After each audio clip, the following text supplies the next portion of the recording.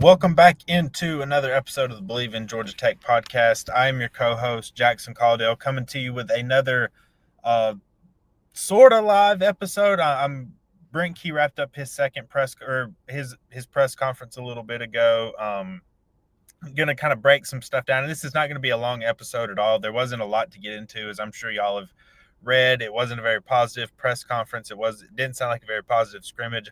Kind of get into that in a little bit more. Again, like last week, I am recording in my car, like right here on campus here at Georgia Tech. So if my connection is a little spotty, I really do apologize. I didn't see too many mean comments last week about poor connection. So hopefully everything kind of stays together. But um, always, before we get started, if you guys are watching this, haven't subscribed yet, would love it if you would do so. Growing a really good Georgia Tech community. Love all the positive feedback we get from you guys, even the negative feedback sometimes. Definitely love all that. If you follow us wherever you get your podcast, make sure to leave us a review. Really appreciate all that. It means a lot to us. So we'll kind of dive right in. Again, I think a lot of people have read by now because the press conference wrapped up about 2 or 3 hours ago. It wasn't a very positive, outlook today from Brent Key. This was how he started his press conference. Let me get my notes right here. Said had a final scrimmage of preseason camp, went about 125 plays, was planning to go about 100, but the first 100 looked like dog crap. So everybody's got a chance to get in their place, see what they can do, how they can help this football team. Got some heat out there today, reached about 94, but about 115 on the turf, which was what I wanted. I wanted to see how these guys could sustain and practice through some adversity. I don't think we're anywhere close to being ready to play a football game. Had way too many penalties, way too many turnovers, way too many ball and assignments, way too many guys that either didn't play or tapped out for aches and pains and things you have to, we're not even close from the standpoint from mental toughness, the grit and the fortitude that you have to play this game. We got a lot of young kids on the field, new kids. There's zero excuse. So we got a lot of work to do. Obviously, those are some pretty strong words. I'll say this, like it didn't sound like Georgia Tech had a positive scrimmage today. I'm not here to say otherwise. I do think there is an element of coach speak to this, and I think wanting to send a message. Look, remember who Brent Key coached under? It was Nick Saban. Remember, Nick Saban did this a lot. And it kind of got to a point where it's laughable because he would kind of criticize some of his Alabama teams as not being ready to play. The famous quotes about rat poison, things like that, and you could kind of laugh to yourself and think, well, okay, come on now, your team's really good. And I do think there's an element of this here. Look, obviously, this Georgia Tech team isn't quite up to the level of those kind of teams yet, but obviously, and this is somebody that's a part of the media that talks about Georgia Tech. There's a lot of positive talk and a lot of hype around Georgia Tech. Some of it comes from places other than me. Some of it comes from me, and I think maybe not that specifically, but I do think that there's an element of doing this to kind of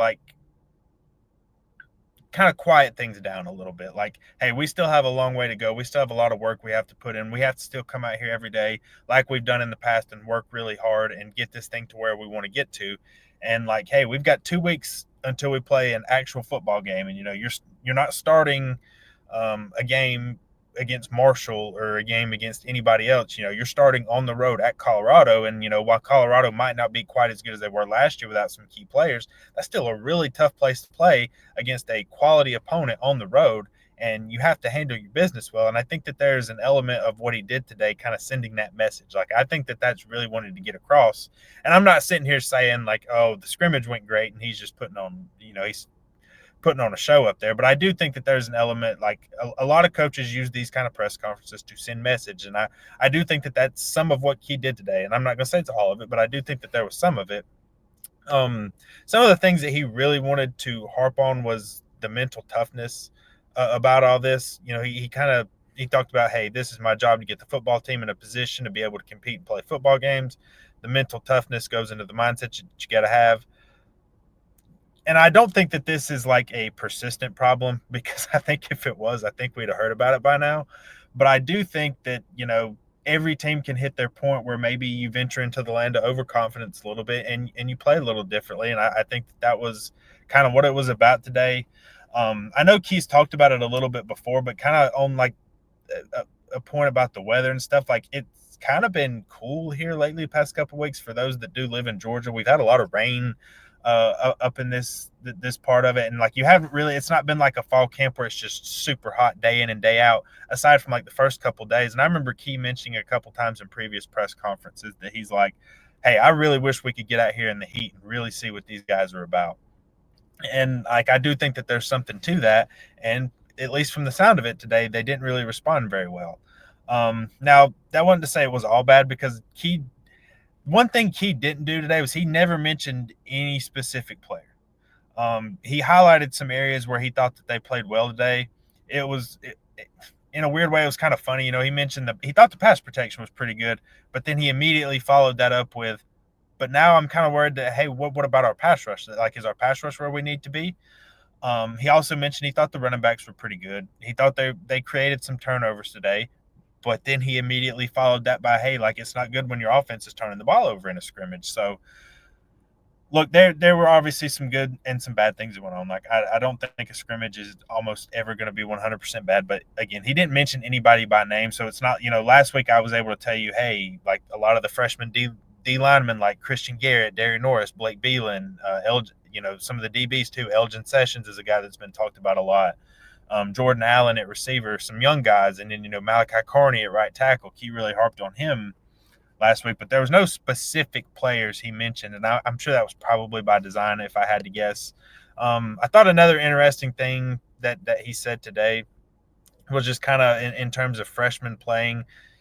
Um, he said obviously it takes a lot to play as a freshman, and where they're at as a program is a good sign that freshmen aren't just immediately stepping on the field and being expected to be instant contributors. Like obviously if some of your highly touted freshmen are going to get some playing time, and that's the case anywhere. Like Ohio State has true freshmen that play. Alabama, Texas, they have true freshmen that get on the field, obviously, but his quote about that today was, I'd say there's probably 1, 2, or 3 guys. There's anywhere from 6 to 8 guys right now, freshmen, that are probably in the mix to play in the first game. It's probably 10 to 14 that possibly by a third of the way through the season, midpoint of the season, that we want to have ready to play. We have a talented group of guys, but there's only so many plays, and it's a positive for your team when freshmen aren't walking in the door ready to play. You know that they're learning how to play the game, learning to get up at the speed of the game. In years past, I couldn't sit there and say that they wouldn't be in the mix. They're probably out there going, so that's a positive sign of the program. And like I was just kind of saying, like that was pretty much his message. Like, hey, we have some freshmen that I think could play, probably some more as the year goes on. But the fact that they're not ready to play should speak about the program and like the place where he's gotten it to. Obviously, still a ways to go. Like nobody's going to be satisfied after just 2 7-6 seasons, but things have been trending in the right direction. I think we can all agree on that. Kind of the last thing I might touch on here is he did kind of get into the schedule for next week and kind of what they're going to be doing. He said with classes starting here at Georgia Tech on Monday that players will have that day off. They're going to have 2 quote unquote camp like practices on Tuesday and Wednesday. I'm sure that those are going to be tough, especially after what sounded like transpired on the field today. I know that I think the tight ends are having media availability on Tuesday, if I'm correct. Tight ends coach Nathan Brock and a couple of players I think are going to be available on Tuesday. I'll be covering that in full detail. Some other things, he mentioned that Thursday and Friday is when they're really going to start getting into Colorado prep. I get this question a lot sometimes is, hey, why are you not focusing on Colorado all fall camp? Like that's your opening game. Why are you not doing that? And a lot of fall camp really is just self-teaching and kind of self-improvement. You have some guys that transferred in from the spring, some spring portal guys. You had some freshmen that weren't there in the spring, and you're still trying to like find the pieces on your roster and try to see where everything fits. And, as many veteran players as this team does have back, like you're still trying to find out, all right, well, who's going to fit here on the offensive line? Who's going to fit on the defensive line? What about corner? What about nickel? How does the linebacker depth shake out? How do the receivers mix and match? How does all these kind of pieces fit together? And that's a lot of what you're doing. And, now it's really going to start kicking into gear for that first game. Because I'm as excited as you guys are that, hey, football really is right around the corner and it's almost back all the way. And I'll obviously dive in a lot more into Colorado as we're getting closer to the game. But there's obviously a lot of questions there. We still don't know who their quarterback's going to be. I know all indications are that it's going to be Caden Salter. You could see Julian Lewis beat him out. You could see both quarterbacks play that night. It'll be kind of interesting to see. But to kind of put a bow on things today, I think I wouldn't freak out or overreact to it. I know that can, when there's not much news and there's not any games to go off of, you're kind of like looking to see, anything you hear and anything the coach says. And I'm sure that there clearly were some things that didn't go well today from Key's tone and just the way he handled the press conference today. But I do think that there is a part of this that's probably, wanting to send a message to his team or to somebody and, hey, we've got a lot of work to do. There's still plenty of it's a long season ahead and we have to be ready to go right from the jump. And hey, we're not ready right now and we really need to be, and we need to get things going and improve on a lot of things. And I would say that was maybe the biggest thing I took away from it. Is I do think a lot of coaches use press conferences and stuff to send a message, and I would say that there's a part of that was done here. Maybe not all of it, but I do think a certain part of that. So with that, fall camp is pretty much concluded. I know they're going to have camp-like practices next week, but fall camp is pretty much wrapped up. I will be back with a pod. Hopefully RJ he's got a real busy schedule going right now. That's why he hasn't been on the last couple pods. RJ, we'll love to have him back when he gets on here and kind of get his thoughts on everything. But we're going to kind of start getting into our own Colorado prep, kind of doing some season predictions, doing all that kind of stuff. Got a lot of good content coming down the pipe this fall. Another season of Georgia Tech football is right around the corner, and it's almost here. So with that, I'll kind of wrap up today's episode. I know it's not super long, which I don't know. Maybe you guys prefer these kind of shorter episodes sometimes, but I know it's not real long today. But again, appreciate any of you guys that are watching. If you subscribe, like the channel, or like the video, I guess I should say. Follow us wherever you get your podcast, all that good stuff. Really appreciate all you guys and the support. Solo podding is kind of hard. It's not my strong suit, but I think I've gotten a little bit better over these past couple of times doing it, and maybe I can really grow it into a strength. But appreciate all the support out there from you guys, and see you next week.